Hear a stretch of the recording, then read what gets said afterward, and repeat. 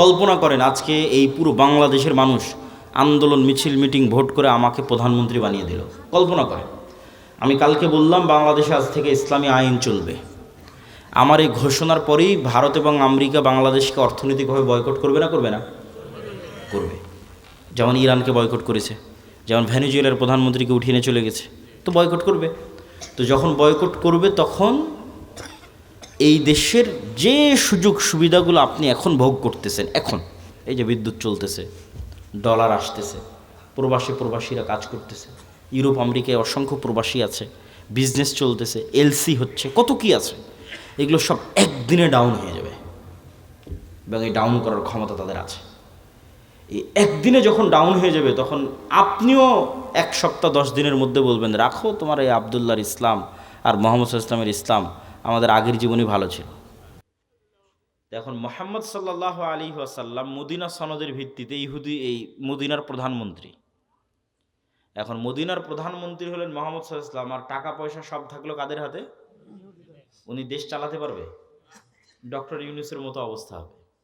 ঢাল নাই, তলোয়ার নাই, নিধিরাম সর্দার। আর্মিও কথা শোনে না, সচিবালয়ের কথা শোনে না, প্রধান উপদেষ্টায় লাভ কি? কোনো লাভ নাই। এটা মোহাম্মদ সাল্লাল্লাহু আলাইহি ওয়াসাল্লাম খুব ভালো বুঝতেন যে আমি হব মদিনার হেড অফ দ্য কান্ট্রি, আর টাকার মালিক থাকবে ইহুদি, এই রাষ্ট্র তো আমি চালাতে পারবো না। তখন মোহাম্মদ সাল্লাল্লাহু আলাইহি ওয়াসাল্লাম আনসারীদের বললেন যে আমার সাথে যারা মুহাজির এসেছে এরা ব্যবসা বুঝে, তোমাদের সম্পত্তি অর্ধেক অর্ধেক। কারো যদি 5টা উট থাকে 2টা মুহাজিরকে দিয়ে দাও, কারো যদি ক্যাশ টাকা 5,000 থাকে 2,000 মুহাজিরকে দিয়ে দাও, কারো যদি জমি 10 বিঘা থাকে 5 বিঘা মুহাজিরদের দিয়ে দাও, যাতে ওরা ব্যবসা করে অর্থনৈতিক কন্ট্রোলটা নিতে পারে। আল্লাহর নবীর জীবদ্দশাতে ওসমান ইবিন আফফান, জুবাইর ইবনুল আওয়াম, আব্দুর রহমান বিন আউফ এরা কোটি কোটি টাকার মালিক ব্যবসা করে আল্লাহর নবীর জীবদ্দশাতেই। বদরের যুদ্ধকে আমাদের কাছে মনে হয় যে এটা 2 ধর্মের একটা যুদ্ধ চলতেছে, হক আর বাতিলের যুদ্ধ। কিন্তু আপনি ইতিহাস পড়ে দেখেন বদরের যুদ্ধটা মূলত অর্থনৈতিক। এখান থেকে কেবলা কোন দিকে? এইদিকে কেবলা, তাই না? এদিকে যদি কেবলা হয় তাহলে বুঝেন এইটা হচ্ছে মক্কা, এইটা মদিনা, আর এই যে মাইকটা এখানে রাখা আছে এটা সিরিয়া, এই পাশে সমুদ্র। এই সমুদ্রের ধার দিয়ে মক্কার মানুষেরা আগের যুগ থেকে সিরিয়াতে ব্যবসা করতে যেত। আমাদের নবী মুহাম্মদ সাল্লাল্লাহু আলাইহি ওয়াসাল্লাম নিজে মক্কা থেকে সিরিয়াতে ব্যবসা করতে গেছে চাচার সাথে। এখন আল্লাহর নবী যখন মক্কা থেকে হিজরত করে মদিনায় গেলেন, মদিনায় যাওয়ার পরেই উনি বিজনেস রুট কাট অফ করে দিয়েছে মক্কার এই ব্যবসায়ীদের জন্য, ব্যবসায় বন্ধ। আবু সুফিয়ান কাফেলা নিয়ে ফেরত আসতে পারে না, ব্যবসায়িক কাফেলা নিয়ে আবু সুফিয়ান সিরিয়া থেকে ফেরত আসতে পারে না, মুহাম্মদ সাল্লাল্লাহু আলাইহি ওয়াসাল্লাম রাস্তা বন্ধ করে দিয়েছে। তখন তো মক্কার এই আবু জাহাল এবং যারা মক্কার কাফের মুশরিক এদের মাথা নষ্ট যে এই মদিনা রাষ্ট্র যদি স্থায়ী হয় আমাদের তো ব্যবসা বন্ধ হয়ে যাবে, আমরা খাবো কি? বিজনেস রুট ক্লিয়ার করার জন্য বদরের যুদ্ধ হয়েছে। এই জন্য বদরের যুদ্ধ মদিনায় হয়নি, সমুদ্রের ধারে হয়েছে। যে রাস্তা দিয়ে ব্যবসা হতো ওই বিজনেস রুট ক্লিয়ার করার জন্য বদরের যুদ্ধ হয়েছে। টাকার যুদ্ধ, অর্থনীতির যুদ্ধ। তাহলে টাকার কি পরিমাণ গুরুত্ব বুঝেন, অর্থনীতির কি পরিমাণ গুরুত্ব। আজকে মুসলমানদের হাতে অর্থনৈতিক কন্ট্রোল নাই দেখেই তো মুসলমানেরা গোলাম। অর্থনৈতিক কন্ট্রোল ইহুদিদের হাতে দেখেই তো আমরা গোলাম। অর্থনৈতিক কন্ট্রোল আমেরিকার হাতে, ডলার ভিত্তিক যে অর্থনীতি, এটার কন্ট্রোল আমেরিকার হাতে দেখেই তো আমাদের কিছু করার নাই। তো আমি এই আলোচনা লম্বা করতে চাচ্ছি না। টাকার বিনিময়ে জান্নাত বিক্রি হবে এবং টাকা দিয়েই জান্নাত ক্রয় করতে হবে।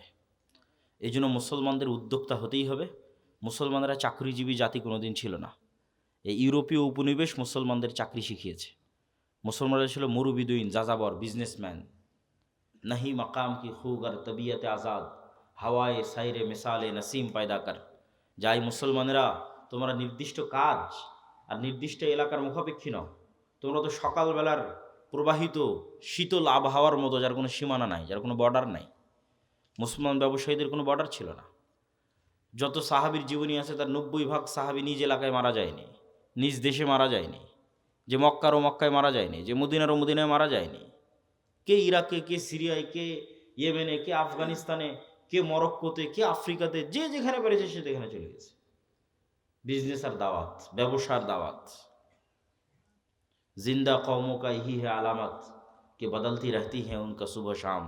আল্লামা ইকবাল লিখেছে, জীবিত কওমের এটাই চিহ্ন যাদের সকাল সন্ধ্যা পরিবর্তন হতে থাকে। যার সকাল সন্ধ্যা প্রত্যেক দিন একই রকম, ও তো মারা গেছে। সকালবেলা শুটবুট পরে অফিসে যায়, আবার বিকেলবেলা আসে, আবার সকালবেলা অফিসে যায়, আবার বিকেলবেলা আসে, তাহলে আর প্রতিদিনের সকাল সন্ধ্যা একই রকম, তাহলে এটা মৃত জাতি। আর মরু যাযাবর বিদুইন, আজ এখানে 5 দিন থাকলো গরু ছাগল উট নিয়ে, 5 দিন পর আবার 100 কিলোমিটার দূরে আর এক জায়গায় চলে গেছে। ওখানকার যুদ্ধ, ওখানকার পরিবেশ ভিন্ন। আবার দাওয়াত, আবার ব্যবসা নিয়ে আর এক এলাকায় চলে গেছে, সেখানকার পরিবেশ, সেখানকার সমস্যা ভিন্ন। আবার ওখান থেকে 1 বছর 2 বছর পর আবার আর এক জায়গায় চলে গেছে ব্যবসা দাওয়াত নেওয়ার। প্রত্যেক দিনের সকাল আর সন্ধ্যা পরিবর্তন হচ্ছে। এটা জীবিত জাতি, এটাই মুসলমান উম্মাহ।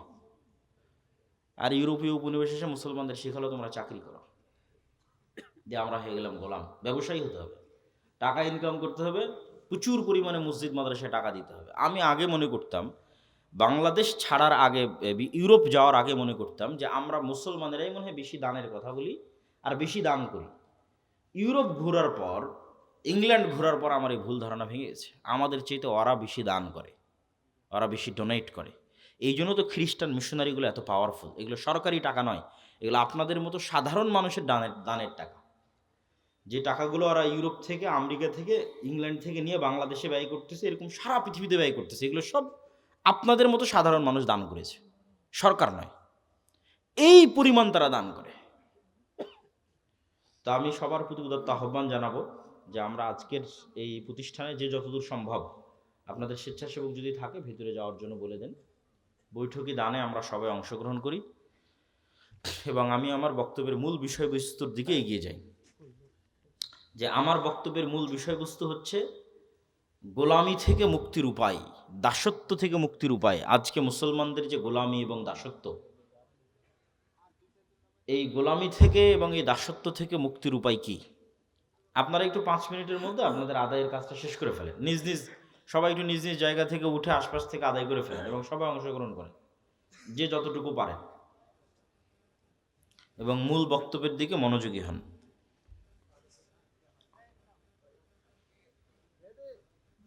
তো আমার মূল বক্তব্যের বিষয়বস্তু হচ্ছে মুসলমানদের যে দাসত্ব এবং গোলামি, এই দাসত্ব এবং গোলামির জিনজির থেকে মুক্তির উপায় কি। তার একটা আলোচনা তো এই দানের সাথে রিলেটেড রেখে করেই ফেললাম, যে অর্থনৈতিক মুক্তি ছাড়া দাসত্ব এবং গোলামি থেকে মুক্তির কোনো রাস্তা নাই। এবং এই অর্থনৈতিক মুক্তির গুরুত্ব বুঝাতে গিয়ে রাসূল সাল্লাল্লাহু আলাইহি ওয়াসাল্লামের অসংখ্য ঘটনা আপনাদের সামনে এবং রাসূল সাল্লাল্লাহু আলাইহি ওয়াসাল্লামের দিক নির্দেশনা আপনাদের সামনে তুলে ধরলাম। এখানে আরও একটা পয়েন্ট তুলে না ধরলেই নয়। আমরা আজকে যেই লেভেলের গোলামি এবং দাসত্বে আছি, ঠিক এই লেভেলের অথবা এর চেয়ে বেশি গোলামি এবং দাসত্বের জিনজিরে আবদ্ধ ছিল বানু ইসরাইল। কারা বলেন তো? বানু ইসরাইল কারা? কে বলতে পারবেন? হাত উঠান। বানু ইসরাইল কারা? কে বলতে পারবেন? হাত উঠান। ইয়াকুব আলাইহিস সালামের বংশধর। জাযাকাল্লাহ খায়র, সুন্দর। ইব্রাহিম আলাইহিস সালাতু ওয়াস সালামের 2 ছেলে, ইসহাক এবং ইসমাইল। 2 ছেলের নাম কি? ইসহাক এবং ইসমাইল। ইসমাইল থাকলো এই যে মক্কা, যে মক্কা এখানে ইন্ডিকেট করেছিলাম, ইসমাইল থাকলো এখানে। আর ইসহাক হচ্ছে ওই যে ফিলিস্তিনের জেরুজালেম। তো ইসমাইলের বংশে নবী একজনই, তার নাম মুহাম্মদ সাল্লাল্লাহু আলাইহি ওয়াসাল্লাম। এর আগে আর কোনো নবী আসেনি ইসমাইলের বংশে, আর পরেও আর নাই। আর ইসহাকের বংশে অসংখ্য নবী। ইসহাকের ছেলে ইয়াকুব, ইয়াকুবের ছেলে ইউসুফ, ইউসুফের 300-400 বছর পর মুসা হারুনের পর ইউশা বিন নুন, তারপর সুলাইমান, দাউদ, তারপরে ইয়াহইয়া, ঈসা, জাকারিয়া, অসংখ্য নবী। তো এই বানু ইসরাইল, এদের গোলামি এবং আমাদের গোলামি কাছাকাছি একই রকম। তো বানু ইসরাইলকে যেই পদ্ধতি দিয়ে ফেরাউন গোলাম বানিয়ে রাখত, তার একটা বড় পদ্ধতি হচ্ছে সুদি কর্জ, সুদি লোন, যেটার মূল দায়িত্বশীল হর্তাকর্তা ছিল কারুন, ফেরাউনের অর্থমন্ত্রী কারুন। এই কারুন বানু ইসরাইলদেরকে সুদি লোন নিতে উদ্বুদ্ধ করত এবং সুদি লোন দিত। এবং সুদি লোনের জালে আটকে ফেলে পুরো একটা জাতিকে গোলাম বানিয়ে দিয়েছে বানু ইসরায়েলদেরকে। সেম ওই পদ্ধতিতেই আজকের মুসলমানদেরকে সুদি লোনে জর্জরিত করে গোলাম বানানো হচ্ছে। আজকের মুসলমানদের গোলাম বানানোর দুইটা উপায়, একটা হচ্ছে গণতন্ত্র আর একটা হচ্ছে সুদ। কিন্তু মুসলমানেরা নিজেরাও জানে না যে এই দুই পদ্ধতির মাধ্যমে তারা কেমনে গোলাম আছে। জি, মহিলারাও এই দানে অংশগ্রহণ করবেন নিজ নিজ দায়িত্বে। তো সুদ এবং গণতন্ত্রের মাধ্যমে মুসলমানেরা কেমনে গোলাম আছে এটা একটু বোঝার চেষ্টা করতে হবে, নাহলে খুব কঠিন হবে আমাদের মুক্তির রাস্তা। আল্লামা ইকবাল লিখছেন, नए ज़माने के आज़र ने तरशवाए हैं सनम और इन सारे खुदाओं में बड़ा सबसे वतन है, इसका जो पैराहन है वो मजहब का कफन है। যে আজকে আধুনিক যুগে নতুন মূর্তি তৈরি হয়েছে, ওই যুগে ইব্রাহিমের পিতা আজর যে মূর্তি তৈরি করত সেই মূর্তি নয়। আজকের হিন্দুদের যে মা কালী, মা দেবী, মা দুর্গা আছে সেই মূর্তি নয়। আজকে মুসলমানদের ঘরে এবং বাড়িতে নতুন মূর্তি প্রবেশ করেছে। এই নতুন মূর্তি কি? এই নতুন মূর্তির নাম হচ্ছে সেকুলারিজম, ধর্মনিরপেক্ষ মতবাদ। এই নতুন মূর্তির নাম হচ্ছে ন্যাশনালিজম, জাতীয়তাবাদ। এই নতুন মূর্তির নাম হচ্ছে ডেমোক্রেসি, গণতন্ত্র। এই নতুন মূর্তির নাম হচ্ছে সোশ্যালিজম, সমাজতন্ত্র। মুসলমানেরা পৃথিবীর যে প্রান্তেই যান তাদের পায়ে এই জিঞ্জিরগুলো বাঁধা আছে, এগুলো তারা ভেঙে বের হতে পারতেছে না, কোনো মতেই না। কেউ জাতীয়তাবাদের বেড়া জালে আটকে আছে, কেউ গণতন্ত্রের, কেউ ধর্মনিরপেক্ষ মতবাদের। কিন্তু সে ঠিকই বলতেছে আমি আল্লাহকে মানি, রব হিসেবে, ইলাহ হিসেবে আল্লাহর ইবাদত করি, সালাত আদায় করি। কিন্তু এই মূর্তির বেড়া, এই মূর্তির যে দাসত্ব, এটা ভাঙতে পারতেছে না। তো গণতন্ত্র কিভাবে এবং সুদ কিভাবে আমাদের গোলাম বানায়, আপনাকে আগে বুঝতে হবে গোলামির চিহ্ন কি। কেন বলা হচ্ছে বানু ইসরায়েলরা গোলাম? কেন বলতেছি আমরা গোলাম? নেতার আলামত কি? গোলামের আলামত কি?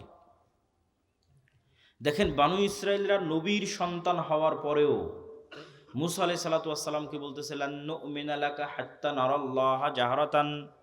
মুসা, যতক্ষণ তোমার আল্লাহকে না দেখব ততক্ষণ তোমার তাওরাতে ঈমান আনবো না। অথচ এই বানু ইসরাইল এখনই 2 দিন আগে, 1 সপ্তাহ হয়নি, চোখের সামনে দেখেছে সমুদ্র ফেড়ে রাস্তা তৈরি হয়েছে, ফেরাউন ডুবে মরে গেছে। এই দৃশ্য নিজে চোখে দেখার পর মানুষ কেমনে বলতে পারে যে মুসা, তোমার আল্লাহকে না দেখা পর্যন্ত তোমার তাওরাতে ঈমান আনবে না? কেমনে বলতে পারে? উত্তর একটাই, এরা হচ্ছে ন্যারো মাইন্ডেড গোলাম, সংকীর্ণ মনা। 300 বছর থেকে গোলামি করে আসতেছে, এই জন্য স্বাধীন নেতা মুসার সাথে চলতে পারতেছে না। তারা বলল, মুসা, এই মরুভূমি সিনাই মরুভূমি, এখানে পানি নাই, এই সমুদ্রের লবণাক্ত পানি ভালো লাগে না। ওই ইস্তাসকা মুসা লিকওমি ফাকুল নাজরিব বিআসাকাল হাজার ফানফাজারাত মিনহু ইসনাতা আশারাতা আইনা ক্বাদ আলিমা কুল্লু উনাসিম মাশরাবাহুম। যে মুসা, পানির ব্যবস্থা করো। মুসা আলাইহিস সালাম লাঠি দিয়ে পাথরে আঘাত করলেন, মরুভূমিতে পানি তৈরি হয়ে গেল। এবার বললো, মুসা, খাবারের ব্যবস্থা করো। মুসা আলাইহিস সালাম আল্লাহকে বললেন, জান্নাত থেকে মান্না এবং সালোয়া, বিশেষ পাখি, বিশেষ মাশরুম, যে বিশেষ মাশরুমের বর্তমান বাজার মূল্য কেজি প্রতি 5 লক্ষ টাকা গড়ে, এখন বাজার মূল্য। ওই বিশেষ মাশরুম আর পাখি জান্নাত থেকে আসতো, রাতের বেলা তাদের গাছের ডালে, তাদের বাড়ির চালে থাকতো ঝুলন্ত অবস্থায়। এই খাবার 1 দিন 2 দিন খাওয়ার পর তারা বলতেছে, লান নাসবিরা আলা তুআমিন ওয়াহিদ ফাদউ লানা রাব্বাক। এই এক খাবার আমাদের ভালো লাগে না, তোমার আল্লাহকে বলো এই মরুভূমি থেকেই পেঁয়াজ, রসুন, আদা, চাল ডাল সব উৎপাদন করে দিতে। এ হলো গোলাম কওম। গোলাম হলে এরকম ছেঁচড়া হয়, বুঝতে পেরেছেন? এরা তো নবীর সন্তান, এরা এরকম হলো কখন? 300 বছর থেকে গোলামি করতে করতে এরকম ন্যারো মাইন্ডেড ছেঁচড়া হয়ে গেছে। তা ওইটার সাথে আপনি আমাদের স্বভাব মিলাবেন, তাদের স্বভাবের সাথে একটু পরেই মিলাবো। আল্লাহ সুবহানাহু ওয়া তাআলা এদেরকে বললেন, ঠিক আছে, তোমরা শাকসবজি খেতে চাও, এটা তো মরুভূমি, পাশেই বাংলাদেশের মতো উর্বর ভূমি আছে, তার নাম জেরুজালেম, ফিলিস্তিন। বিজয় করলেই হয়, যুদ্ধ করে বিজয় করো। তখন ওরা বলছে ইজহাব আনতা ওয়া রাব্বুকা ফাকাতিলা, মুসা তুমি আর তোমার আল্লাহকে যুদ্ধ করো, আমরা পারবো না। ইন্না ফিহা কওমান জাব্বারিন লান নাদখুলা ফিহা হাত্তা ইয়াখরুজু মিনহা, আরে ওখানে তো বিশাল দেহের অধিকারী জাব্বারিন কওম আছে, ওরা যতক্ষণ বের না হবে আমরা ততক্ষণ যাব না। আল্লাহ তাদের উপর আযাব নাজিল করলেন 40 বছরের, ইয়াতিহুনা ফিল আরদি আরবাউনা সানা, 40 বছর পাগলের মতো মরুভূমিতে ঘুরপাক খাও। 40 বছর পর ক্ষমা করে দেওয়া হলো, ঈসা বিন নুনের মাধ্যমে হাতে তওবা করে জেরুজালেম বিজয় করার তৌফিক দিলেন। এত 40 বছরের শাস্তি পাওয়ার পর আল্লাহ সুবহানাহু ওয়া তাআলা সূর্যকে থামিয়ে দিয়ে ওদের জেরুজালেম বিজয় দিচ্ছেন। তারপরে আল্লাহ ওদের বলতেছেন, যখন তোমরা এই শহরে প্রবেশ করবা তখন সুজ্জাদান, তখন মাথা নত করে সিজদা অবস্থায় প্রবেশ করবা, আর মুখে বলবা হিত্তাতুন নাগফির লাকুম, যদি হিত্তাতুন বলো, হিব্রু ভাষায় হিত্তাতুন মানে আস্তাগফিরুল্লাহ, তাহলে তোমাদের ক্ষমা করে দেবো। এরা আল্লাহর এত বড় নিয়ামত পাওয়ার পরও জেরুজালেমে যখন প্রবেশ করলো তখন পিছন আগে দিল, মাথা উপরে দিল, আর মুখে হিত্তাতুনের জায়গায় বলল হিনতাতুন। দাউদ এবং সুলাইমান আলাইহিস সালামের যুগে আল্লাহ বললেন দাউদের কোরআন তেলাওয়াত শোনার জন্য শনিবারের দিন সমুদ্র এবং নদীর মাছেরা একত্রিত হয়, তোমরা শনিবারের দিন এই মাছগুলোকে ধরিও না। তারা বললো ঠিক আছে, শনিবারের দিন ধরবো না, মাছগুলোকে আটকে রেখে দিল, রবিবারের দিন ধরলো। যে আল্লাহ আপনি তো শনিবারের দিন ধরতে মানা করেছে, শনিবারের দিন তো ধরিনি, মাছ আটকে রেখে দিয়ে কী বারে ধরেছে? তাহলে 2 নম্বরই বুদ্ধিতে 1 নাম্বার না 2 নাম্বার? না বাংলাদেশিদের চেয়ে বেশি না কম? এইবার মিলাতে পারবেন যে আমি যে বলতেছি যে গোলাম আমি, আপনি কেমনে গোলাম হচ্ছি সেটা বুঝতে পারবেন যে 2 নাম্বার বুদ্ধিতে আমরা বাংলাদেশের আছি না নাই। এই হলো বানু ইসরাইল।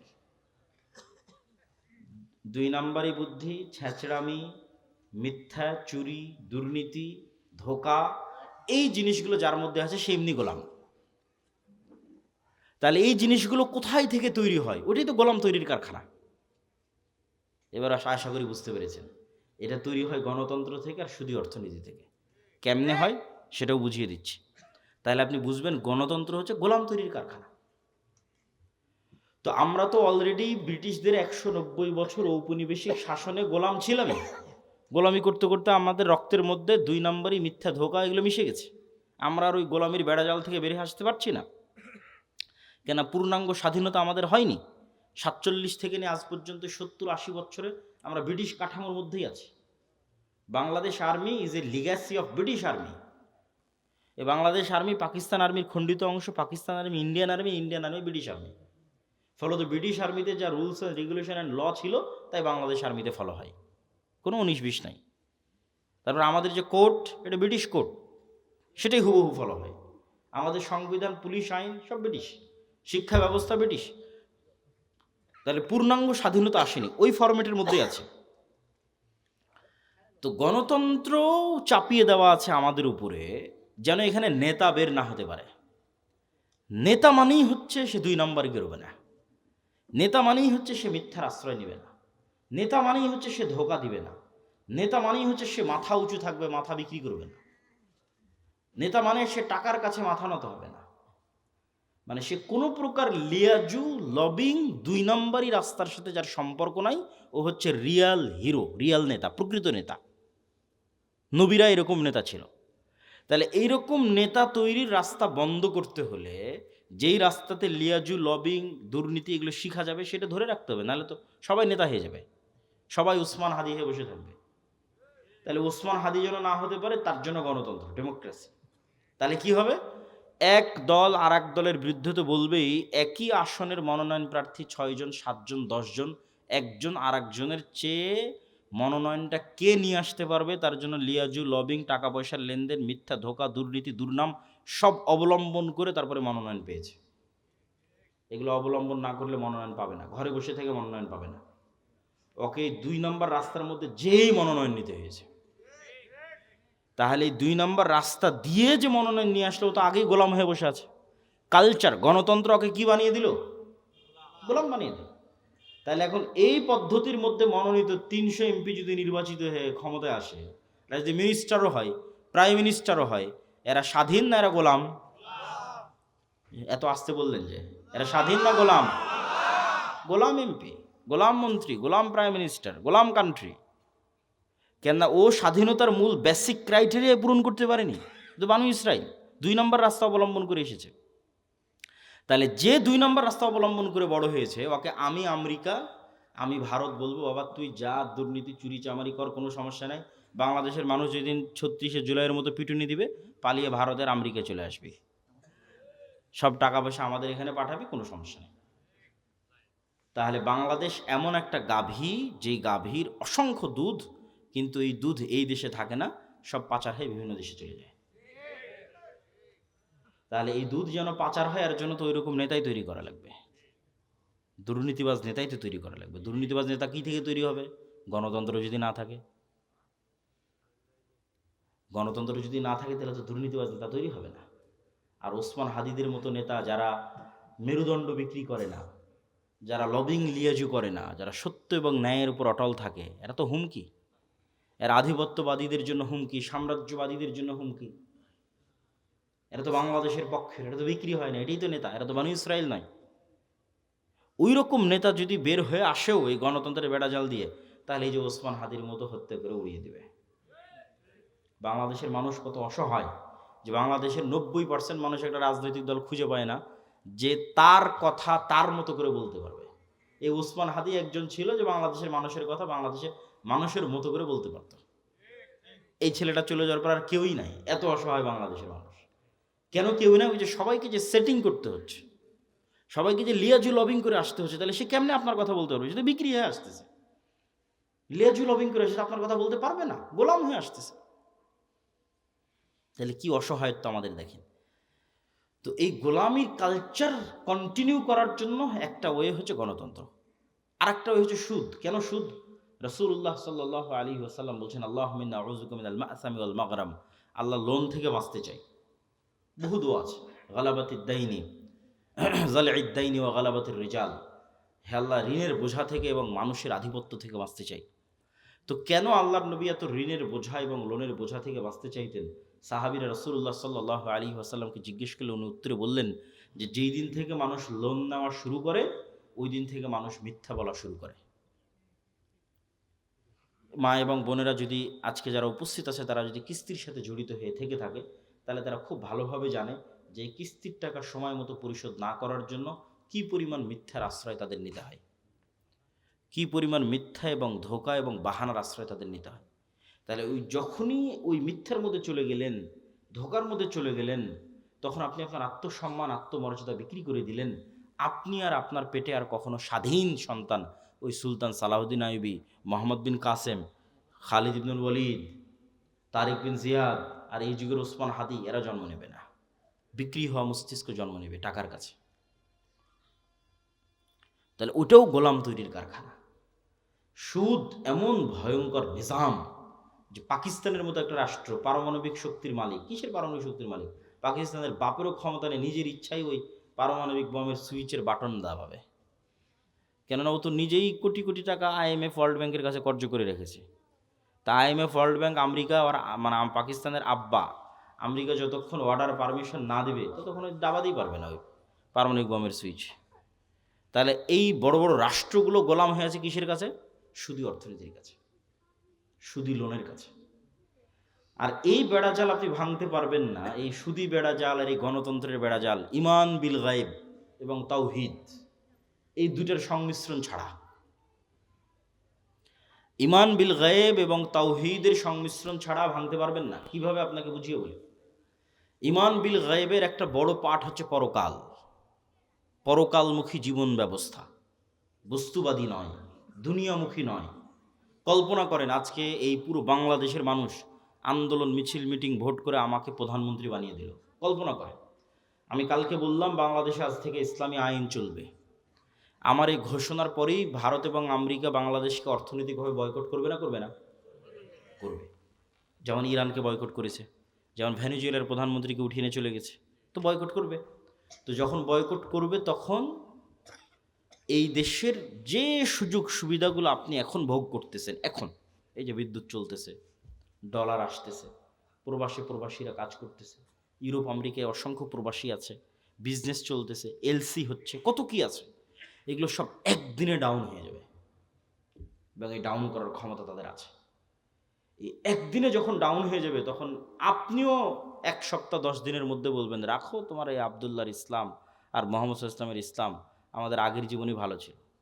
কারেন্ট নাই, বিদ্যুৎ নাই, এসি নাই, ফ্রিজ নাই, ডলার নাই, টাকা নাই, পয়সা নাই, কিসের ইসলাম? তখন আপনি আবার পরের দিন আন্দোলন মিছিল মিটিং করে নামিয়ে দেবেন।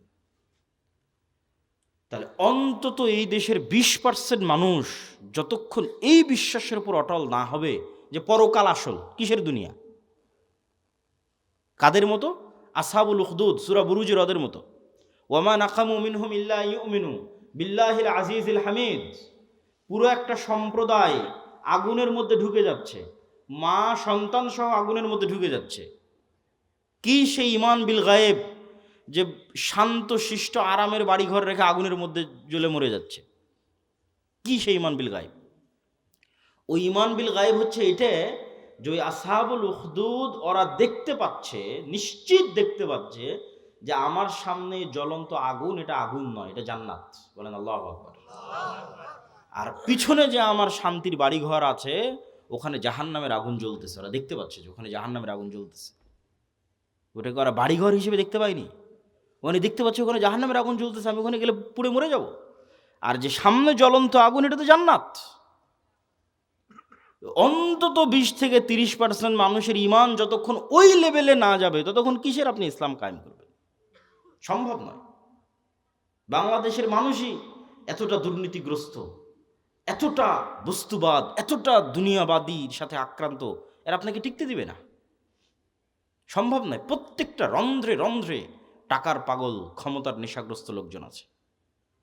অন্তত 20-30% মানুষের ইমান লাগবে ইমান বিল গায়েবে সর্বোচ্চ লেভেলের, পরকালমুখী, দুনিয়া বিমুখ। আর 20-30% মানুষের লাগবে পূর্ণাঙ্গ তাওহীদ। আল্লামা ইকবাল লিখেছেন, এ দৌর আপনি বারাহিম কি তালাশ মে হ্যাঁ, যে আজকের যুগের মুসলমানদের সকল সমস্যার সমাধানের একটাই রাস্তা, এই যুগের ইব্রাহিম লাগবে। এই যুগের ইব্রাহিম কোথায়? আজ থেকে 5000 বছর আগে ইব্রাহিম আলাইহিস সালাম এসেছিল, পূর্ণাঙ্গ শতভাগ তাওহীদে বিশ্বাসী। ওই পূর্ণাঙ্গ শতভাগ তাওহীদে বিশ্বাসী ইব্রাহিম কোথায়? আজকের মুসলিম উম্মার মতো ওই ইব্রাহিম লাগবে। তাহলে মুসলমানদের মুক্তির যাত্রা শুরু হয়ে যাবে। হ্যাঁ, আপনাদের মতো যারা আহলে হাদিস এবং সালাফি আছে তারা বড় শিরক, বড় বেদাত থেকে অনেকটাই মুক্ত, কিন্তু পূর্ণাঙ্গ শতভাগ তাওহীদের অনুসারী নয়। কিভাবে এটা আপনাকে বুঝিয়ে বলি যে কেমনে আপনি পূর্ণাঙ্গ শতভাগ তাওহীদের অনুসারী নন। ঠিক আছে, আপনি কবর মাজারে গিয়ে সিজদা দেন না, তাবিজ কবজ ব্যবহার করেন না, কিন্তু এই আপনি বিড়ি সিগারেটে আসক্ত। তাহলে যখন আপনি বিড়ি সিগারেটে আসক্ত তখন আপনার ইলাহ ওই বিড়ি সিগারেট। আমি বলিনি, আল্লাহ নিজে কোরআনে বলেছে যে তার নফস ইলাহু হাওয়া, তার ইলাহ হচ্ছে তার নিজের অন্তরের কামনা। ঠিক আছে, আপনি কবরকে ইলাহ মানেননি, কিন্তু ইলাহ তো আপনার নিজের নফসকে বানিয়ে রেখেছে। ইলাহ তো কোনো অবৈধ প্রেমিকাকে বানিয়ে রেখেছে, ইলাহ তো টাকার নেশাকে বানিয়ে রেখেছে, ইলাহ তো ক্ষমতার নেশাকে বানিয়ে রেখেছে। ওই টাকার জন্য আপনি সব করতে পারেন, হালাল হারামের বাস বিচার নাই। ওই ক্ষমতার জন্য আপনি সব করতে পারেন, ওই নারীর জন্য সব করতে পারেন, মনের প্রবৃত্তি পূরণ করার জন্য সব করতে পারেন। তাহলে তো আপনি শতভাগ তাওহীদপন্থী নন।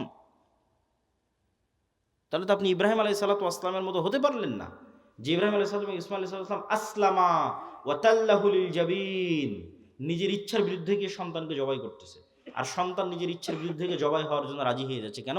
সিদ্ধান্তটা আল্লাহর। এটা হলো শতভাগ তাওহীদ, যে আল্লাহর সিদ্ধান্তের সামনে পরিপূর্ণ আত্মসমর্পণ।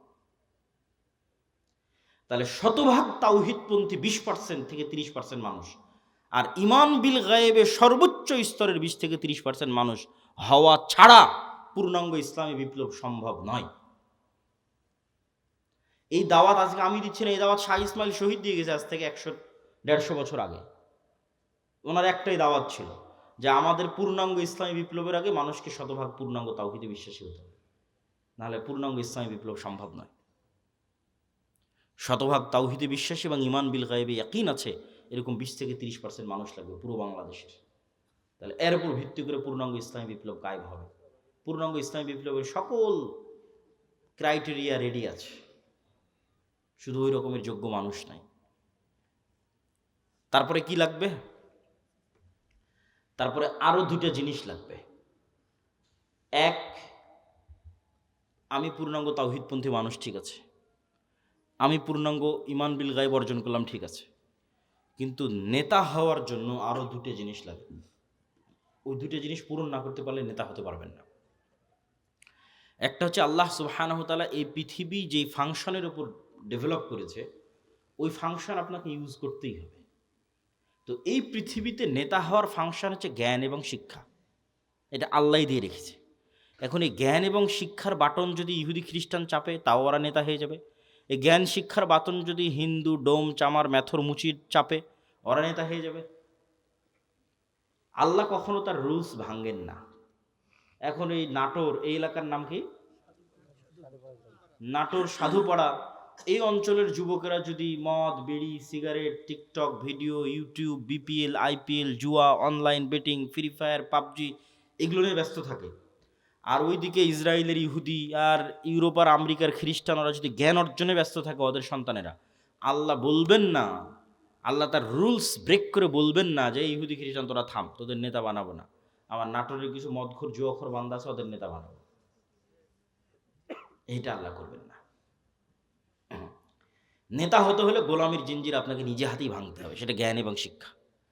জ্ঞান এবং শিক্ষায় সর্বোচ্চ স্তর অর্জন করার চেষ্টা ছাড়া নেতা হওয়ার আর কোনো রাস্তা পৃথিবীতে নাই। নেতা হওয়ার এই রাস্তা আল্লাহ নির্ধারণ করেছে। তলুতকে আল্লাহ বলছেন বাস্তাতাং ফিল ইলমি ওয়াল জিসম, যে আমি তলুতকে বানু ইসরাইলের নেতা বানিয়েছি, জ্ঞানে বড় তাই, জ্ঞানে বেশি তাই। আদমকে ফেরেশতা এবং জিনের উপর শ্রেষ্ঠত্ব দিয়েছি, জ্ঞানে বেশি তাই। আল্লাহ সুবহানাহু ওয়া তাআলা নিজের রুবুবিয়ত এবং উলুহিয়তের চ্যালেঞ্জ দিয়েছেন তার জ্ঞান দিয়ে, সবার চেয়ে অসীম জ্ঞানের অধিকারী তিনি। তাহলে শক্তিশালী হওয়ার নেতা হওয়ার রাস্তা জ্ঞান, যে গ্রহণ করবে সে নেতা হবে, আল্লাহ বাধা দিবেন না। আর মুসলমান যদি গ্রহণ না করে কি করার বলেন, কিছুই করার নেই। তাহলে 3 নম্বর রাস্তা হচ্ছে জ্ঞান অর্জন করতে হবে। 4 নম্বর রাস্তা সত্যবাদিতা এবং ন্যায়পরায়ণতায় অটল থাকতে হবে, পাহাড়ের মতো। যেটাতে আলোচনা শুরু করেছি যে 2 নম্বরই ধোঁকাবাজি, এগুলো যে গণতন্ত্র এবং সুদ থেকে আসে, ওটার বিপরীতটাই হচ্ছে সত্যবাদিতা ন্যায়পরায়ণতায় অটল থাকা, ওসমান হাদিদের মতো। কিন্তু মুসলমানদেরকে আমরা ইসলামটা বুঝাতেই পারলাম না। বাংলাদেশের OC DC SP AC land sub registrar সচিবালয়ে কত সচিব বসে আছে, আমরা তো বাহির থেকে তো এসে আর আমাদের কেউ গোলাম করতেছে না, আমাদের লোকজনই তো গোলাম, বাংলাদেশের নাগরিকেরাই তো গোলাম, বাহির থেকে এসে কেউ গোলাম করতেছে না তো। এই সমস্ত পদে যারা বসে আছে এরা টাকার কাছে বিক্রি হয়ে যায়, অথচ এরা সালাত আদায় করে, এরা হজ করে, এরা ওমরা করে, এরা মসজিদ মাদ্রাসায় যে কমিটি বিশেষ অতিথি প্রধান অতিথি এরা সবাই আছে, কিন্তু নিজ চেয়ারে যখন বসতেছে তখন 2 নম্বরই করতেছে। তাহলে এরা কি মনে করেছে? এরা মনে করেছে ঠিক আছে, আমি সচিবালয়ে বসে এসিল্যান্ড সাব রেজিস্ট্রার যা আছে সব হয়ে যত পারি 2 নম্বরই সুদ ঘুষ দিয়ে টাকা ইনকাম করব, আর নামাজ পড়ে হজ করে আর দান করে ওটাকে মাফ করে নেব। নাউজুবিল্লাহ। তাহলে আমরা হুজুররা এটা বুঝাতে পারিনি, আলেম ওলামা বুঝাতে পারিনি ইসলাম কি। এটা তো মুনাফিকই, সে তো মুনাফিক, তার অন্তরে তো ঈমানই ঢোকেনি। তার সালাত কি, তার সিয়াম কি, তার হজ কি, সে তো মুনাফিক। রাসূলুল্লাহ সাল্লাল্লাহু আলাইহি ওয়াসাল্লামের স্পষ্ট হাদিস, ইজা তুমিনা খানা, তাকে যে আমানতের দায়িত্ব দেওয়া হয়েছে ওটার খিয়ানত করে যে মুনাফিক, ওর অন্তরে ঈমান ঢোকেনি। লা ঈমানা লিমান লা আমানাতা লাহু। তাহলে মুনাফিকের হারাম টাকার দুর্নীতির টাকার কিসের ইবাদত? বরং ওর উল্টাটা, ও যদি কোনো বড় ইবাদত নাও করে, কোটি কোটি টাকা দান নাও করে, তাহাজ্জুদের রাতের সালাত নাও আদায় করে, হজ নাও করে, শুধু ওর যে চেয়ারে বসে আছে ওসি ডিসি এসপি মন্ত্রী সচিব এসিল্যান্ড, এই চেয়ারে চুল পরিমাণ অন্যায় না করে, তাহলে এদের হজের চেয়ে, এদের রাতের তাহাজ্জুদের সালাতের চেয়ে এবং অন্যদের কোটি কোটি টাকা দানের চেয়ে সে শ্রেষ্ঠতম নেকির অধিকারী হবে। রাসূলুল্লাহ সাল্লাল্লাহু আলাইহি ওয়াসাল্লাম বলেছেন, সাবআতু ইউযিল্লুহুমুল্লাহ ইয়াওমা লা যিল্লা ইল্লা যিল্লুহু। 1 নম্বরে ইমামুন আদিল। 7 শ্রেণীর যারা বিশেষ আল্লাহর ছায়া পাবে, এখানে সবাই আছে, নামাজি আছে, দানবীর আছে, সবাই আছে, কিন্তু 1 নম্বরে জায়গা দেওয়া হয়েছে পদে বসে ন্যায়পরায়ণ যে। ও তো এমনি সবচেয়ে বড় নেকির কাজ, ওর জন্য তো এমনি জান্নাত। ও তো আল্লাহর গুণে গুণান্বিত হয়েছে। আল্লাহ যেমন বিচারের আসনে বসে শতভাগ ন্যায়পরায়ণ, আল্লাহ যেমন রাজত্বের আসনে বসে শতভাগ ন্যায়পরায়ণ, আল্লাহর মহৎ গুণ হচ্ছে আল্লাহ ন্যায়পরায়ণ, আল্লাহ জুলুম করেন না। ইন্না হারামতু যুলমা আলাইয়া, মানুষ হয়ে যে আল্লাহর গুণে গুণান্বিত হতে পারে, আল্লাহু আকবার, এটা কত বড় ইবাদত যে মানুষ হয়ে ওসি তারপরে ডিসি, এসিল্যান্ড, সাব রেজিস্ট্রার, সচিব এই চেয়ারে বসে সে দুর্নীতি করবে না ন্যায় করবে, এটা অনেক বড় ইবাদত। আর এই চেয়ারে বসে দুর্নীতি করে সেই টাকা দিয়ে হজ করবে, সেই টাকা দিয়ে মসজিদ মাদ্রাসায় দান করবে, এটা মুনাফিক। আমরা মানুষকে দিন বুঝাতে পারিনি। রাজনীতিবিদদের হাতে ক্ষমতা নেই, ক্ষমতা এদের হাতে। রাজনীতিবিদরা তো 5 বছরের জন্য আসে যায়, ভোট করে, কিন্তু এদের চাকরিতে রিটায়ার্ড না হওয়া পর্যন্ত থাকে। এরা যদি বলে যে আজ থেকে আমরা বিক্রি হব না কোনো দলের কাছে, দেশ একদিনে ঠিক হয়ে যাবে, একদিনে। তো এরা কাদের ঘরের সন্তান? আমাদের ঘরের সন্তান, আমাদের ছেলে মেয়ে। পুলিশে কারা, আর্মিতে কারা, সচিবালয়ে কারা, বিসিএস পরীক্ষা কারা দেয়? আমার আপনার ছেলে মেয়ে। এদের আমাদের ঠিক করতে হবে দাওয়াত দিয়ে। নতুন প্রজন্মকে সত্যবাদিতা এবং ন্যায়পরায়ণতা অটল হতে হবে। এটাই তো গোলামি থেকে মুক্তির রাস্তা। ওই দিন থেকেই তো দেশ স্বাধীন। সম্মানিত উপস্থিতি, তাহলে 2টো পয়েন্ট বললাম নেতা হওয়ার, এক শিক্ষা এবং জ্ঞান, আর এক সত্যবাদিতা এবং ন্যায়পরায়ণতা। থাকলেই মানুষ নেতা হয়ে যাবে, অটোমেটিক নেতা হয়ে যাবে, কিচ্ছু করা লাগবে না, আল্লাহ নেতা বানিয়ে দিবে তাকে। আর এবার 4 নাম্বার পয়েন্ট, যেটাতে বক্তব্যের শেষের দিকে যাব, সেটা হচ্ছে এই গুণে গুণান্বিত মানুষেরা যখন আসবে, যারা তাওহীদে বিশ্বাসী, ঈমান বিল গায়বে ইয়াকিন রাখে, জ্ঞানে সর্বোচ্চ, আবার তাকে কিনা যায় না, এই মানুষগুলো পৃথিবীর জন্য হুমকি। এদের উপর জুলম নেমে আসবে, এদের উপর বাধা নেমে আসবে, এদের উপর অত্যাচার নেমে আসবে। এই জন্য এদের বাঁচার রাস্তা হচ্ছে আল্লাহর সাহায্য। এদের বাঁচার রাস্তা কি? দুনিয়ার শক্তি দিয়ে বাঁচার কোনো রাস্তা নেই। মুসলমানদের অতীতে, আজ, ভবিষ্যতে দুনিয়ার শক্তি দিয়ে বাঁচার কোনো রাস্তা নেই। মুসলমানদের বাঁচার রাস্তা আল্লাহর সাহায্য। আল্লাহর সাহায্য পাওয়ার 2টো বড় রাস্তা, 2টো বড় সিক্রেট রেসিপি আজকে দিয়ে বক্তব্য শেষ করব। যে মুসলমানদের জন্য আল্লাহর সাহায্য নিশ্চিত করার 2টো বড় রাস্তা, এক সালাত আর এক জিকির। সালাতের মধ্যে সবচেয়ে বড় পাওয়ারফুল হচ্ছে রাতের সালাত। সালাত হচ্ছে এমন এক টেকনোলজি, আমি উদাহরণ দিই ইবনুল কাইয়িম রাহিমাহুল্লাহকে সামনে রেখে, নাহলে দিতাম না। আমরা যেমন এখানে বসে থেকে হাজার হাজার কিলোমিটার দূরে থাকা আমেরিকার কোনো টিচারের কাছে অনলাইনে ক্লাস করতেছি, অথবা এখান থেকে 100 কিলোমিটার দূরে থাকা ঢাকার কোনো টিচারের কাছে অনলাইনে ক্লাস করতেছি, তো পাসওয়ার্ড লগ ইন দিয়ে যখন ক্লাসে জয়েন করি, তখন দুইজনে লাইভ সেশন, টিচারও যুক্ত হয়েছে, স্টুডেন্টও যুক্ত হয়েছে, লাইভ সেশনে কানেক্টেড। তো আজকের ইন্টারনেট, আজকের মোবাইল দিয়ে মানুষ 1000 কিলোমিটার দূরে থাকা টিচারের সাথে, মানুষের সাথে লাইভ কানেক্টেড হচ্ছে, লাইভ কথোপকথন করতেছে। তো সালাত এটার চেয়ে তো হাজারো লক্ষ কোটি গুণ উন্নত লেভেলের প্রযুক্তি, যা দুনিয়াতে থাকা মানুষকে 7 আসমানের উপরে থাকা রব্বুল আলামিনের সাথে লাইভ কানেক্টেড করে দেয় সরাসরি। মানুষ যখন সালাতে দাঁড়ায় এবং চোখ যখন সিজদার দিকে, অন্তর যখন আল্লাহর দিকে নিবদ্ধ, তখন রব্বুল আলামিনও তার মুখোমুখি হয়ে যান। দুনিয়াতে থেকে 7 আসমানের সাথে সরাসরি লাইভ কথোপকথনের প্রযুক্তি হচ্ছে সালাত। এই জন্য নবীরা সবসময় সালাতের আশ্রয় নিয়েছে। সূর্যগ্রহণে সালাত, চন্দ্রগ্রহণে সালাত, বৃষ্টি প্রার্থনায় সালাত, জানাজায় সালাত, বিপদ আপদে সালাত, রাতে সালাত। রাসূলুল্লাহ সাল্লাল্লাহু আলাইহি ওয়াসাল্লাম বদরের যুদ্ধের আগের দিন লম্বা রাতের সালাত আদায় করেছেন। আবু বকর রাদিয়াল্লাহু তাআলা আনহু বলছেন, কাফাকা মুনাশাদাতাকা রাব্বাক, হে রাসূলুল্লাহ, হে আল্লাহর নবী, আপনি নবী হয়ে আল্লাহর কাছে এত মোনাজাত করা লাগে, এত দোয়া করা লাগে, যথেষ্ট হয়েছে, বাস, আর করার দরকার নাই, আল্লাহ তো আপনাকে এমনি সহযোগিতা করবে। তাহলে কি পরিমাণ লম্বা রাতের সালাত মুহাম্মদ সাল্লাল্লাহু আলাইহি ওয়াসাল্লাম আদায় করেছেন, আর কি পরিমাণ দোয়া আল্লাহ সুবহানাহু ওয়া তাআলার কাছে করেছেন, যে আবু বকর রাদিয়াল্লাহু তাআলা আনহুর মতো সাহাবী এই দোয়ায় ক্লান্ত হয়ে গেছে, এই রাতের সালাতে ক্লান্ত হয়ে গেছে।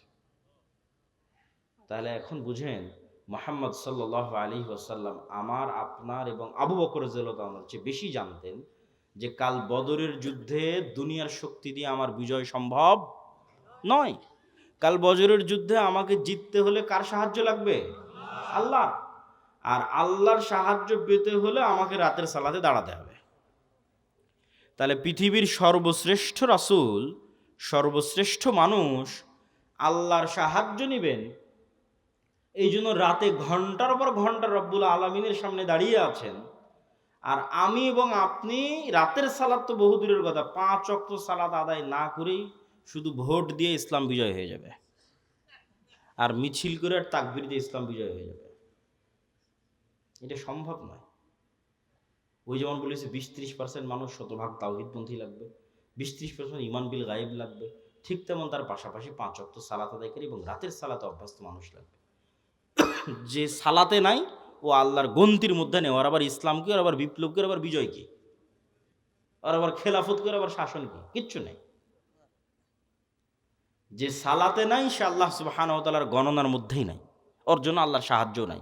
ও ভাগাড়ে পড়ে মারা গেল কি, ওকে কেউ উঠিয়ে নিল কি, গোলাম হয়ে গেল, সেটাও আল্লাহর দেখার নেই। আল্লাহ সুবহানাহু ওয়া তাআলার সাথে কানেক্টেড থাকা ছাড়া, আল্লাহর সাহায্য নেওয়া ছাড়া মুসলমানদের বিজয়ের কোনো রাস্তা নাই। আর আল্লাহর সাহায্য নেওয়ার জন্য সালাত আদায় করতেই হবে, আল্লাহর খাতায় নাম থাকতেই হবে। আল্লাহ আপনাকে চিনেই না, কিসের সাহায্য করবে আপনাকে? তো যে সালাতে নেয় ওকে তো আল্লাহ সুবহানাহু ওয়া তাআলা চিনবেই না। সম্মানিত উপস্থিতি, এই জন্য সালাত মোস্ট পাওয়ারফুল। আর সালাতের মধ্যে সবচেয়ে পাওয়ারফুল হচ্ছে রাতের সালাত। আমরা যেমন আমাদের ফোন, এই যে হাতে ফিঙ্গারপ্রিন্ট দিয়ে ফোন ওপেন হয়ে যাচ্ছে, পাসওয়ার্ড দিয়ে ফোন ওপেন হয়ে যাচ্ছে, ফেস ভেরিফিকেশন দিয়ে ফোন ওপেন হয়ে যাচ্ছে, 5 স্টার হোটেলে গেলে কার্ড পাঞ্চ করলে ওপেন হয়ে যাচ্ছে। তো এগুলো সব লক ওপেন হওয়ার সিস্টেম পৃথিবীতে। তো কল্পনা করেন যে আমরা পৃথিবীর অত্যাধুনিক প্রযুক্তির একটা দরজার সামনে দাঁড়িয়ে আছি। এর চেয়ে অত্যাধুনিক প্রযুক্তির দরজা পৃথিবীতে নাই। ওই দরজা ওপেন করতে হলে বিভিন্ন varieties type of password use করতে হয়। যেমন নির্ধারিত সময় আসতে হয়, নির্ধারিত সময় ছাড়া খুলে না। আবার নির্ধারিত ফরম্যাট ছবি, পিকচার ওখানে আপলোড করা আছে, ওইটার সাথে মিলতে হয়। আবার ওই প্রতিটা ফরম্যাটের সাথে নির্ধারিত সাউন্ড আছে, ওটাও মিলতে হয়। যেমন ধরেন আমি এই ফরম্যাটে দাঁড়ালাম, এটার সাথে একটা সাউন্ড আছে আলহামদুলিল্লাহ রাব্বিল আলামিন। রুকুর ফরম্যাটে দাঁড়ালাম, ওটার সাথে একটা সাউন্ড আছে সুবহান রাব্বিল আযীম। টাইম মিলতে হবে, ফরম্যাট মিলতে হবে, আওয়াজ মিলতে হবে, তারপরে ওই দরজাটা খুলবে, তার আগে দরজা খুলবে না। তো এইরকম সালাত এর চেয়েতেও টপ লেভেলের উন্নত প্রযুক্তি, যা রব্বুল আলামিনের সাহায্যের দরজা, রব্বুল আলামিনের সাথে যোগাযোগের দরজা উন্মুক্ত করে দেয় হচ্ছে সালাত। এই সালাত ছাড়া আমাদের বাঁচার কোনো রাস্তা নেই, সালাত ছাড়া আমাদের উদ্ধার হওয়ার কোনো রাস্তা নেই। 2 নম্বর হচ্ছে জিকির। জিকিরের মধ্যে সবচেয়ে গুরুত্বপূর্ণ হচ্ছে সকাল সন্ধ্যার জিকির। সকাল সন্ধ্যার জিকির দিয়ে আল্লাহ কোরআন পরিপূর্ণ করে রেখেছে, যদিও আমরা এটাকে খুবই অবহেলা করি। সকাল সন্ধ্যার জিকির। জিকির কেন পাওয়ারফুল? জিকির কেন পাওয়ারফুল এটা বুঝতে হলে আপনাকে বুঝতে হবে আওয়াজ কেন পাওয়ারফুল, সাউন্ড কেন পাওয়ারফুল। সাউন্ড কি আবার পাওয়ারফুল হতে পারে? আওয়াজ কি পাওয়ারফুল হতে পারে? শব্দ এবং বাক্য কি পাওয়ারফুল, শক্তিশালী হতে পারে? এটাই আগে বুঝতে হবে। আজকের আধুনিক সভ্যতা টিকে আছে, এই যে ক্যামেরা, এই যে মোবাইল, কম্পিউটারে টিকে আছে এই আলোর তরঙ্গের মধ্যে ডাটা ট্রান্সফার করার ক্ষমতা, এটার উপর। আমি এখানে বলতেছি, আমার এই কথাটা আলোর মধ্যে দিয়ে এই মোবাইল হয়ে, নেটওয়ার্কের টাওয়ার হয়ে আমেরিকায় গিয়ে এখন বাজতেছে, ইউরোপ, সৌদি, কুয়েত, কাতার, ঢাকা, রাজশাহী থেকে এখনই বাজতেছে। তো এই যে এই আলো যে আমার এই কথা বহন করতে পারে, ডাটা ট্রান্সফার করতে পারে, এটা আমরা জানতাম না, মানুষ জানতো না, এটা আগে থেকেই ছিল। ওটা আমরা জেনে কাজে লাগাতে পেরেছি, এটাই আমাদের আধুনিক সভ্যতা, এটার উপরে টিকে আছে। আর একটা প্রযুক্তি যেগুলোর ধারে কাছে বিজ্ঞান নাই, কিন্তু এটা সবচেয়ে উন্নত প্রযুক্তির প্রযুক্তি, সেটা হচ্ছে শব্দভিত্তিক, আওয়াজ ভিত্তিক প্রযুক্তি, যেটার কিছু জ্ঞান আল্লাহ সুলাইমান আলাইহিস সালাতু ওয়াস সালামকে দিয়েছিলেন। কিছু জ্ঞান, যেমন আমি এতক্ষণ যে চিল্লাচ্ছি, আমি কিন্তু শব্দ এবং আওয়াজে উচ্চারণ করতেছি। এখানে যদি একটা চাইনিজ বসে থাকতো, ও খেলে আওয়াজই শুনতে পেত। আবার এখানে বসে একটা চাইনিজ বক্তব্য দিত, আপনি খেলে আওয়াজই শুনতে পেতেন, তাই নয় কি? সেটাই। তাহলে ঠিক কোনো এক স্টাইলের আওয়াজ উচ্চারণ করলে ওই পিঁপড়াও বুঝবে, সেই স্টাইলের আওয়াজ আমি জানি না। কোনো এক স্টাইলের আওয়াজ উচ্চারণ করলে পাখিও বুঝবে, আমি জানি না। কোনো এক ফরম্যাটের আওয়াজ উচ্চারণ করলে গরু বুঝবে, আমি জানি না। আবার গরুর ওই ফরম্যাটের আওয়াজের কি অর্থ আমি জানি না। যেমন অন্য একটা ভাষা আমার কাছে গরুর আওয়াজের মতোই আওয়াজ মনে হয়, সেই। কিন্তু এই জ্ঞানটা আল্লাহ কাকে দিয়েছিলেন? সুলাইমান আলাইহিস সালাতু দিয়েছিলেন। এটাই সাউন্ড টেকনোলজি। সুলাইমান আলাইহিস সালাতু তার দরবারে বলতেছে, রানী বিলকিসের সিংহাসন নিয়ে আসতে হবে। ক্বালা ইফরিতুম মিনাল জিন, ইফরিত নামক জিন দাঁড়িয়ে থেকে দাঁড়ানোর পূর্বে সিংহাসন নিয়ে আসবো। এই কথা সুলাইমান আলাইহিস সালামের পছন্দ হয়নি। সুলাইমান আলাইহিস সালাম আরো দ্রুত চান। আল্লাযী ইনদাহু ইলমুম মিনাল কিতাব, তখন আরেকজন বলল, ওই আরেকজন জিন না মানুষ তা কোরআনে উল্লেখ নাই। কোরআনে এভাবে উল্লেখ আছে যে যাকে আল্লাহ কিতাবের জ্ঞান দিয়েছিলেন সে বলল। যাকে আল্লাহ কিসের জ্ঞান দিয়েছিলেন? কিতাবের জ্ঞান দিয়েছিলেন। সে বলল চোখের পলক পড়ার পূর্বে রানী বিলকিসের সিংহাসন আপনার সামনে উপস্থিত হয়ে যাবে। আল্লাহু আকবার। তো আয়াতের বিবরণের আন্দাজে বলতেছে যে জিন চেয়েছিল গায়ের শক্তিতে আনতে, ইফরিত চেয়েছিল গায়ের জোরে যত দ্রুত আনা যায় উড়ে যাব, উড়ে নিয়ে আসবো। আর আল্লাহ ইনদাহু ইলমুম মিনাল কিতাব, যার কাছে কিতাবের জ্ঞান ছিল গায়ের জোরে আনেনি, জ্ঞানের জোরে এনেছে। আমি মনে হয় বুঝাতে পারলাম না কথা, কি আমার বুঝতে পারছেন?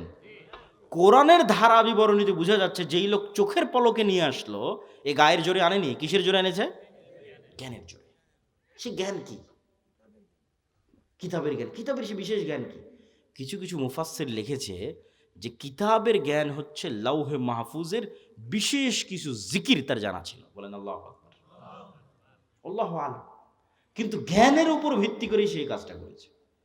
তো বিশেষ কোনো সাউন্ড, বিশেষ কোনো জিকির যেটা ব্যবহার করে সে চোখের পলকে ওই সিংহাসনকে ওখান থেকে উঠিয়ে সুলাইমান আলাইহিস সালামের কাছে নিয়েছে। যেই জ্ঞান কিতাবের জ্ঞান, বিশেষ কোনো কিতাবের জ্ঞান তার কাছে ছিল। তো sound most powerful all over the world, সবচেয়ে পাওয়ারফুল। আল্লাহ সুবহানাহু ওয়া তাআলা পৃথিবী ধ্বংস করার যে সিস্টেম তৈরি করেছেন সেই সিস্টেম আওয়াজ ভিত্তিক। ইসরাফিল বাঁশিতে ফু দিবে, আওয়াজ তৈরি হবে, সে আওয়াজে আসমান জমিন নক্ষত্র গ্রহরাজি সূর্য চন্দ্র সব ভেঙে চৌচির হয়ে যাবে। আল্লাহ সুবহানাহু ওয়া তাআলা মানুষকে পুনরুজ্জীবিত করার যে সিস্টেম তৈরি করেছেন ওটা আওয়াজ ভিত্তিক। ফেরেশতা জিন মানুষ সব যখন মারা যাবে, কতদিন এভাবে মৃত অবস্থায় থাকবে আল্লাহ ভালো জানে। কুল্লামান আলাইহা ফান ওয়া ইয়াবকা ওয়াজহু রাব্বিকা যুল জালালি ওয়াল ইকরাম। তারপরে যখন আল্লাহ জীবিত করতে চাইবে ইসরাফিলকে তৈরি করে, ইসরাফিলকে বাঁশি দিয়ে ফু দিতে বলবে, আর আওয়াজে মানুষ কবর থেকে জীবিত হয়ে হাঁটতে থাকবে। আওয়াজ খুবই পাওয়ারফুল, কিন্তু ওই আওয়াজের জ্ঞান থাকতে হবে যে কোন আওয়াজ পাওয়ারফুল, কোন শব্দ পাওয়ারফুল। তো আল্লাহ সুবহানাহু ওয়া তাআলা উম্মতে মুহাম্মাদিকে সবচেয়ে বড় পাওয়ারফুল জিনিস দিয়ে দিয়েছে, যেটা মূসা আলাইহিস সালামের লাঠির চেয়ে পাওয়ারফুল, যেটা মূসা আলাইহিস সালামের পাথরের চেয়ে পাওয়ারফুল, যেটা বানু ইসরাইলের তাবুত কোরআনে আছে দেখবেন। এই তাবুত এখন এই ইহুদিরা খুঁজে পাগলের মতো, কোথায় সেই তাবুত? এরা মনে করে যে এই মসজিদে আকসার মাটির নিচে তাবুত রাখা আছে।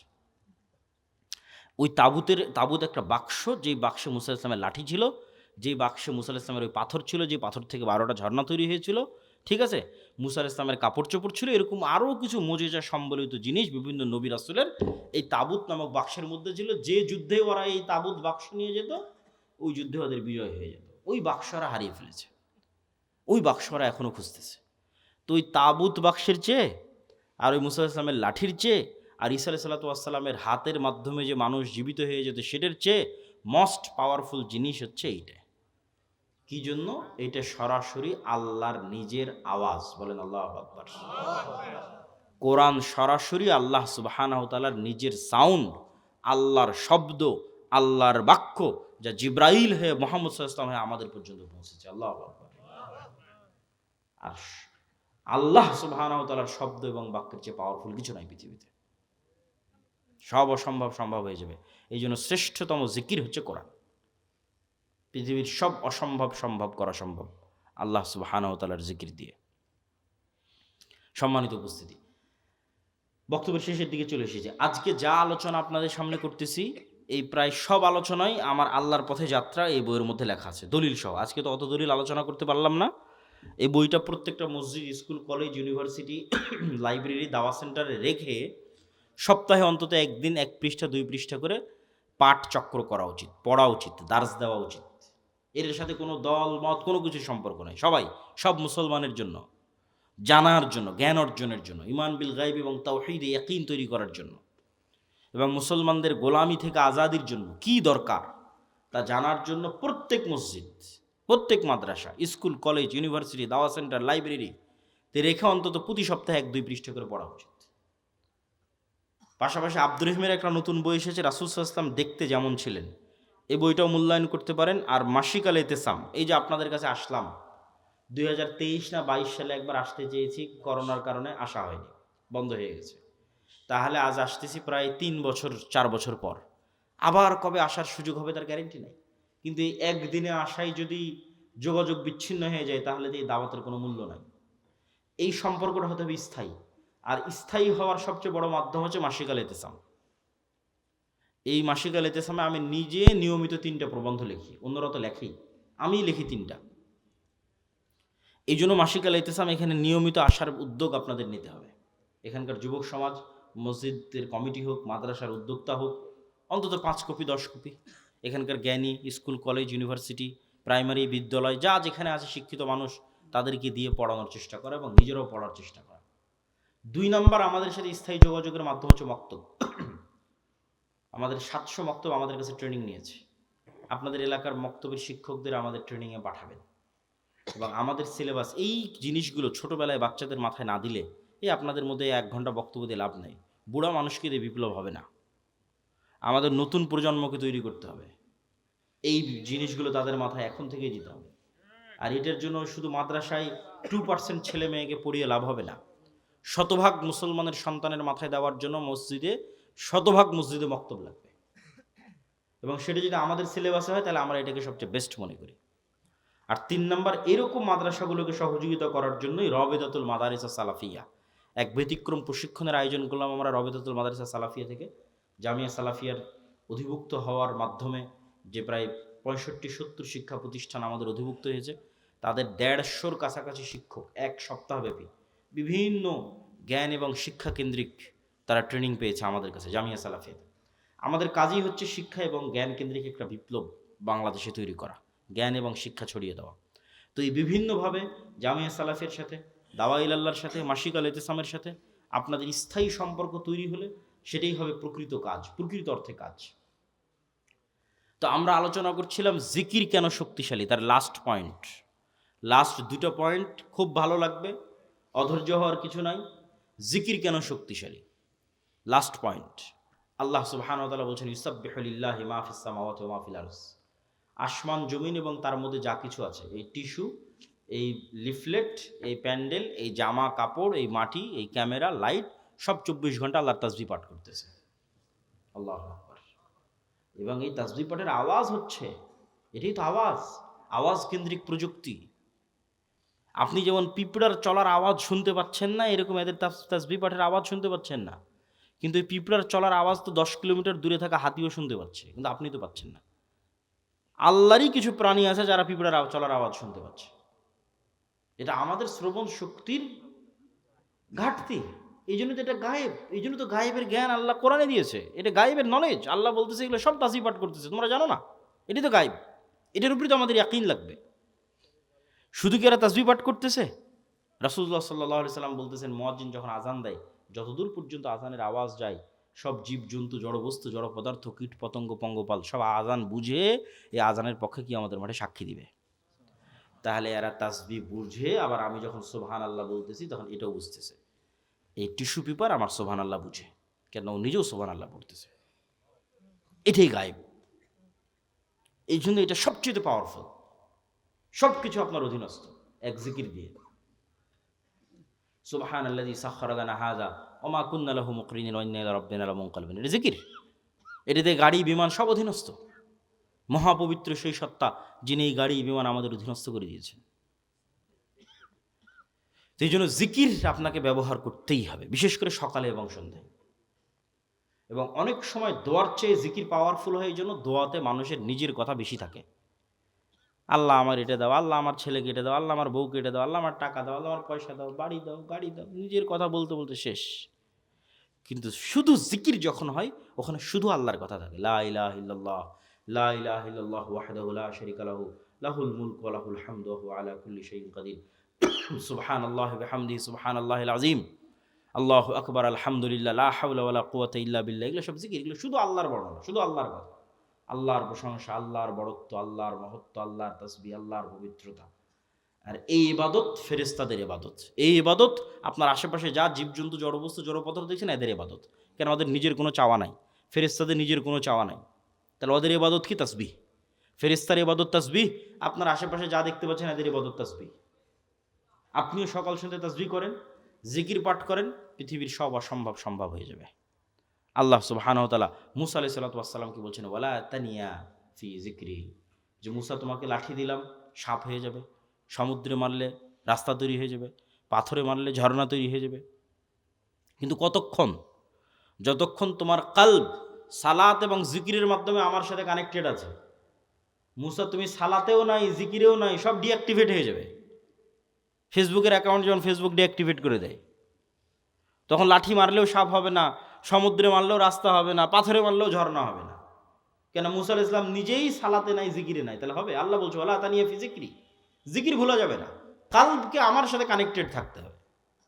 যতক্ষণ তোমার কালব সালাত এবং জিকিরের মাধ্যমে আমার সাথে কানেক্টেড, তখন অল এভরিথিং ইজ অ্যাক্টিভেটেড। তখন পিছনে যতই ফিরআউনের বিশাল লস্কর হোক আর সামনে যত বড়ই সমুদ্র হোক, রাস্তা তৈরি করে দেওয়া আমার দায়িত্ব। আল্লাহু আকবার। এই জন্য জিকির ছাড়া এবং সালাত ছাড়া মুসলমানদের কোনো রাস্তা নেই। কেন? মুসলমানরা দুনিয়াবী শক্তি দিয়ে পারবে না, তাকে গায়েবী মদদ নিয়েই বাতিল শক্তির বিরুদ্ধে লড়াই করতে হবে। আর গায়েবী মদদ পেতে চাইলে 5 ওয়াক্ত সালাত, রাতের সালাত, সকাল সন্ধ্যার জিকির ছাড়া কোনো রাস্তা নেই। আল্লাহ সুবহানাহু ওয়া তাআলা আমাদের এরকম একটা প্রজন্ম পাওয়ার তৌফিক দান করুক, যেই প্রজন্ম শতভাগ তাওহীদ, শতভাগ ঈমান বিল গায়বে ইয়াকিন, যে প্রজন্ম জ্ঞানে সর্বোচ্চ, যেই প্রজন্ম বিক্রি হয় না, সত্যবাদী ন্যায়পরায়ণ উসমান হাদিদের মতো।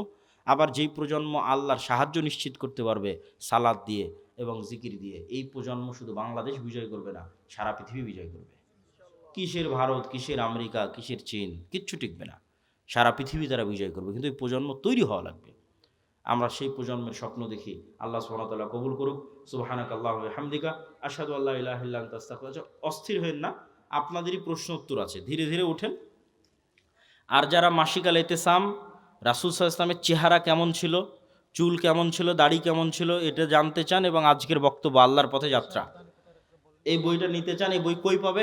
গাড়িতে নাকি না স্টেজে? গেটে, গাড়িতে।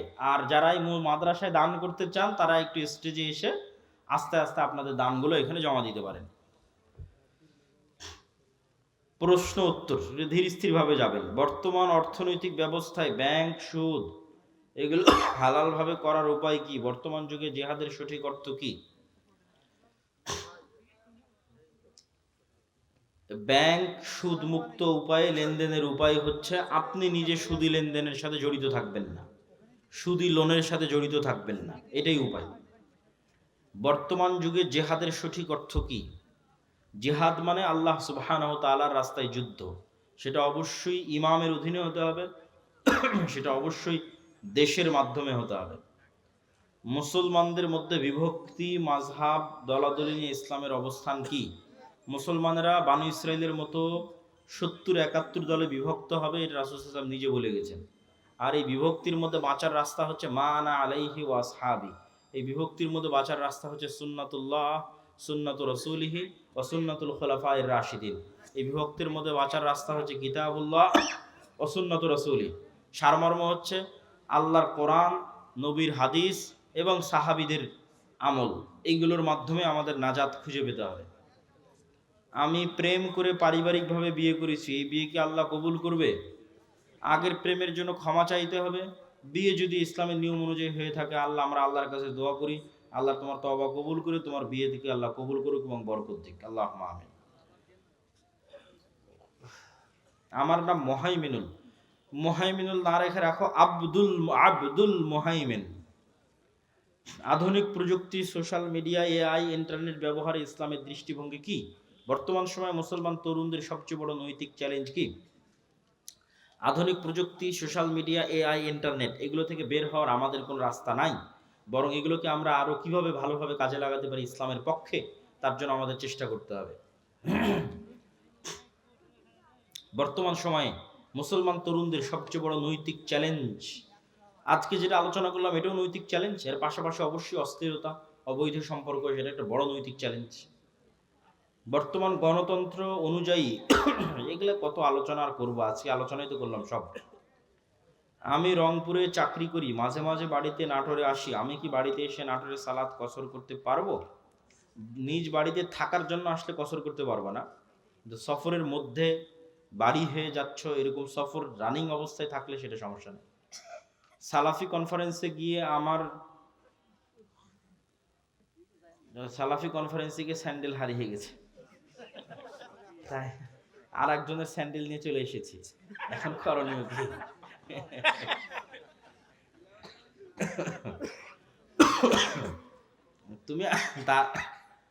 তুমি তার নামে কিছু অর্থ দান করে দিও আল্লাহর রাস্তায়, এখানে আর করণীয় বলার মতো কিছু নাই। আসলে অর্থনৈতিক ইবাদত দিয়ে এই ধরনের ছোটখাটো ভুল ত্রুটি থেকে বাঁচতে হবে, যেটা বক্তব্যের শুরুতে বলেছি। বাড়িতে বা ঘরের মধ্যে চিকা খুব অত্যাচার করে, এই চিকা কি পানিতে ডুবিয়ে রেখে মারা যাবে? কোনো প্রাণীকে মারতে চাইলে কষ্ট দিয়ে মারা যাবে না, যেটাতে কষ্ট কম হয় সেই উপায়ে মারতে হবে। বিরক্তিকর কষ্টদায়ক প্রাণীকে আল্লাহ নবী মারার অনুমতি দিয়েছেন, সাপ বিচ্ছু এগুলোকে রাসূল সাল্লাল্লাহু আলাইহি ওয়াসাল্লাম মারার অনুমতি দিয়েছেন, কিন্তু কষ্ট দিয়ে নয়, আগুনে জ্বালিয়ে নয়। ইসলাম কি নারী শিক্ষাকে সমর্থন করে? বর্তমান সমাজের প্রয়োগ কেমন হওয়া উচিত? রাসূল সাল্লাল্লাহু আলাইহি ওয়াসাল্লামের যুগে আয়েশা রাদিয়াল্লাহু তাআলা আনহার কাছে ওমর রাদিয়াল্লাহু তাআলা এবং সাহাবীরা যেতেন মাসলা মাসাইল ফতোয়া নেওয়ার জন্য। তাহলে একটা নারী কি পরিমাণ জ্ঞানের অধিকারী হলে দ্বিতীয় খলিফা ওমরের মতো জ্ঞানী মানুষ আর আব্দুল্লাহ বিন আব্বাস, আব্দুল্লাহ বিন ওমরের মতো জ্ঞানী মানুষেরা তার কাছে যায় যে এটা বুঝতে পারতেছেন এটার মাসলা কেউ বলে দেন। তাহলে নারীদের জ্ঞান অর্জনের পথে বাধা হলে তো সেটা ইসলামের প্রথম যুগেই বোঝা যেত। বরং নারীরা জ্ঞানী হলেই তারা তাদের সন্তান সন্ততিকে ভালোভাবে মানুষ করতে পারবে, কিন্তু কোন জ্ঞান অর্জন করতেছে, কিভাবে অর্জন করছে, এটা হলো দেখার বিষয়। জ্ঞান অর্জন করতেই হবে, কোন জ্ঞান? যদি জ্ঞান হয় অশ্লীলতার, সেটা তো আমাদের সমাজকে ধ্বংস করে দেবে।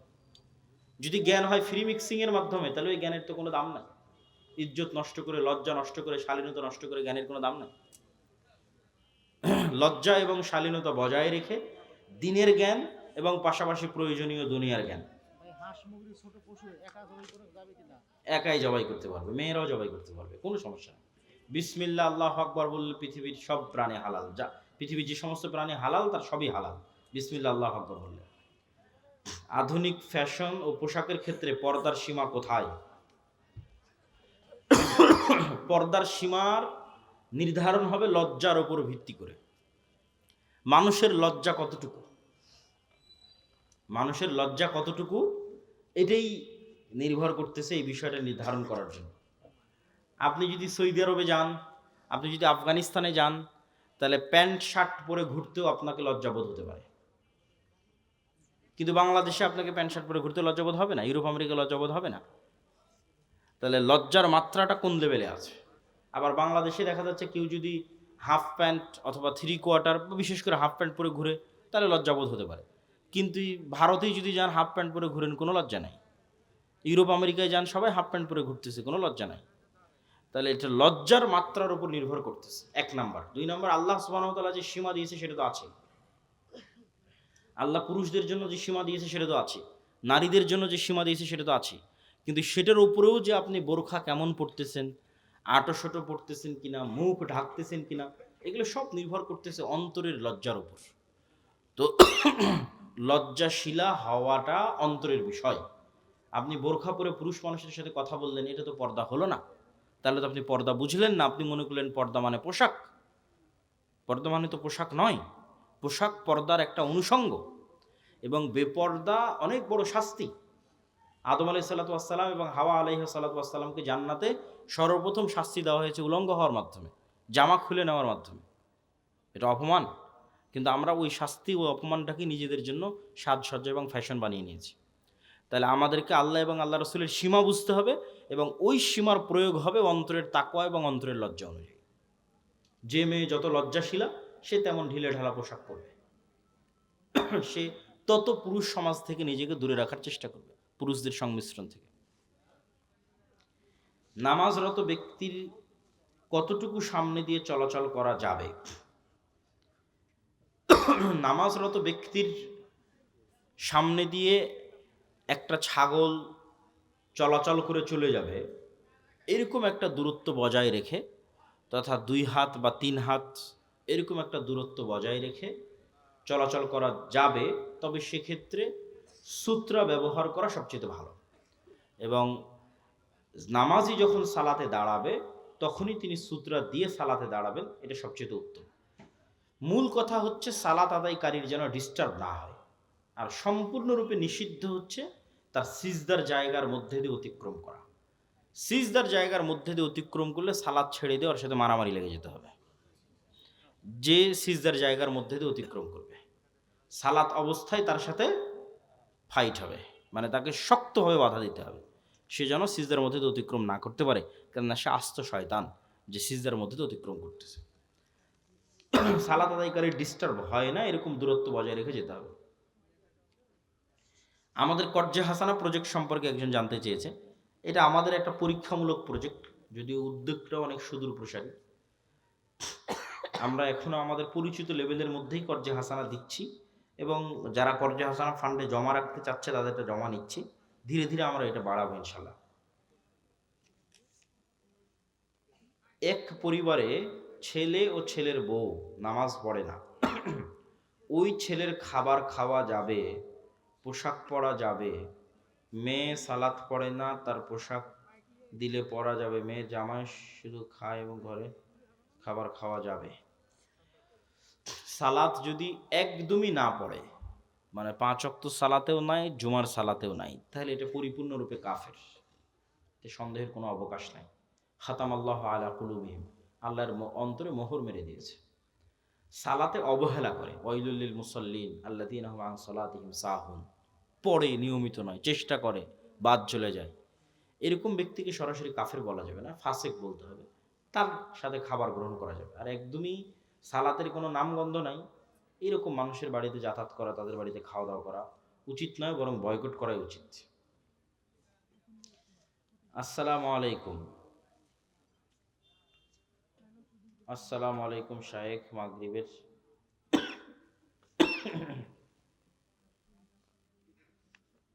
ফেতরার চাউল, এখনো তো রমজান মাস কি চলে আসছে নাকি যে ফেতরার প্রশ্ন শুরু হয়ে গেল?